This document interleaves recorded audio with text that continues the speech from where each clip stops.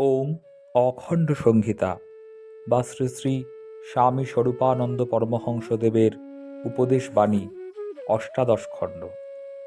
ত্রিদণ্ডের তাৎপর্য।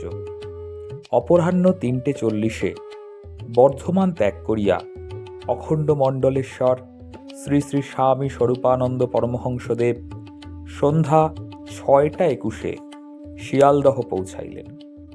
একই ট্রেন হইতে একজন ত্রিদণ্ডধারী সাধু নামিতেছিলেন। জনৈক সহযাত্রী জিজ্ঞাসা করিলেন, ত্রিদণ্ডের মানে কি? একটা দণ্ড ধারণ করলেই তো চলতে পারে। শ্রী শ্রী বাবামণি বলিলেন, মানে আছে বই কি, তোমার বা আমার একটা দণ্ডও হাতে না থাকলে চলতে পারে, কিন্তু এই সাধুটির তা চলে না। কারণ ত্রিদণ্ড একটা বিশেষ সংকল্পের প্রতীক।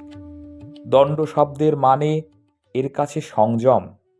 ত্রিদণ্ড ধারণ মানে এর কাছে বিবিধ তথা ত্রিবিধ সংযম পালন। বাগদণ্ড, মানদণ্ড, কায়দণ্ড, এই ত্রিবিধ দণ্ড বা সংযম ইনি পালন করবেন বলে সংকল্প করেছেন। হস্তধৃত দণ্ড সেই দণ্ডের বা সংযমের স্মারক। বাগদণ্ডের মানে বাক সংযম, মানে ইনি দুষ্য কথোপকথন করবেন না, নিন্দনীয় ও নিষিদ্ধ বাক্যালাপ বর্জন করবেন। মানদণ্ড মানে মানসিক সংযম, অর্থাৎ ইনি অসৎ, অসভ্য, অসুচি, অসুন্দর, অনৈতিক ও অনর্থক চিন্তাকে পরিত্যাগ করে চলবেন। সুভদ, শুচি, শুদ্ধ, সুন্দর ও নীতিসম্মত এই সার্থক চিন্তারই যে চর্চা করেন, এই সংকল্পটি ইনিই করেছেন। কায়দণ্ড মানে শরীর কর্ম সমূহকে সংযত রেখে চলার প্রতিজ্ঞা ইনি করেছেন।